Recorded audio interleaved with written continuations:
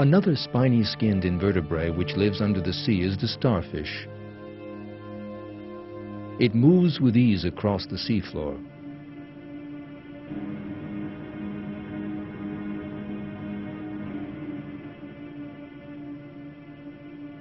Special suction cups have been placed in its arms to allow it to cling on in safety. This allows it to climb where it chooses.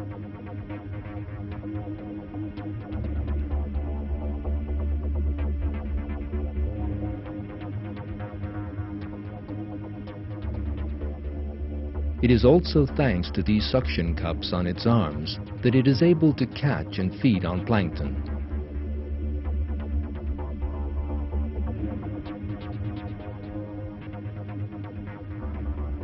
The starfish employs the hydraulic pressure method in order to move its arms in exactly the same way that machines lift heavy loads with their arms.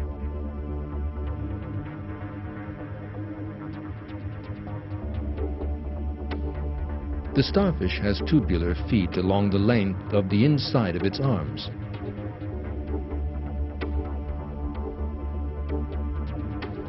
These are connected to an internal tubing system full of water.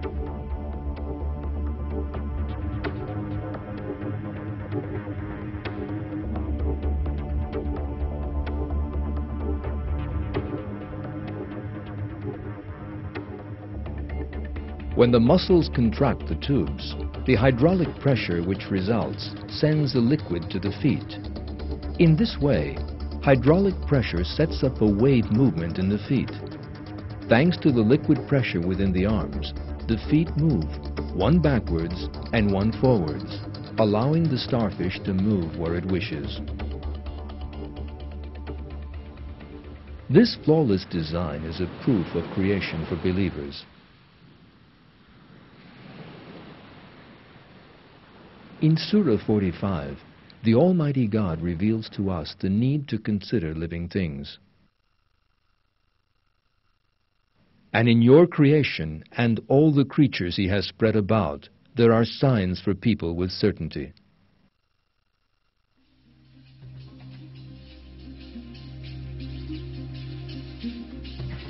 The nautilus is living evidence of creation, proved by the fossil record to have undergone no change in the last 500 million years, and sufficient on its own to undermine the theory of evolution.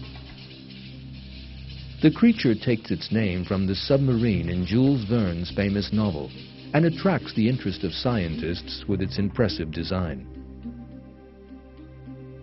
The nautilus has special chambers in its shell. There are 4 of these chambers in newly hatched specimens, and up to 30 in mature individuals.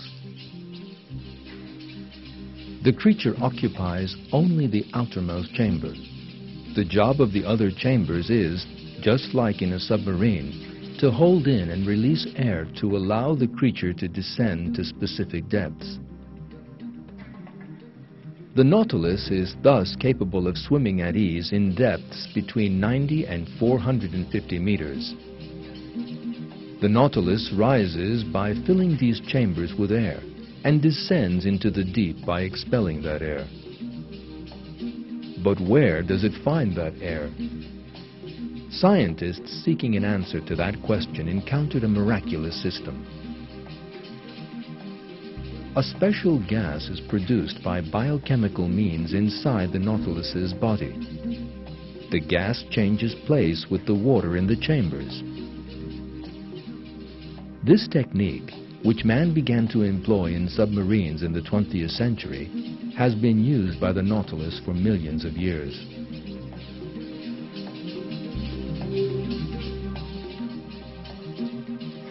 The nautilus employs another interesting technique to move: jet propulsion. It expels the water it collects under its shell from a hole under its arms.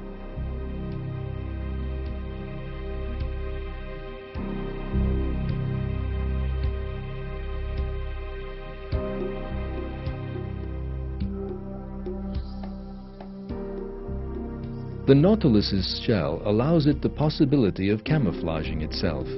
In this technique, known as counter-shading in camouflage, someone looking down on the Nautilus from above will be unable to see it because of the thick stripes on its surface. Someone looking from below, on the other hand, perceives its light-colored underside as the same color as the surface of the water.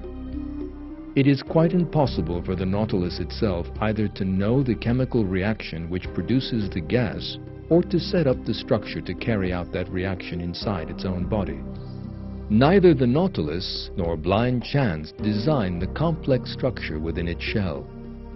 This incomparably superior design is the work of God, who created all that exists.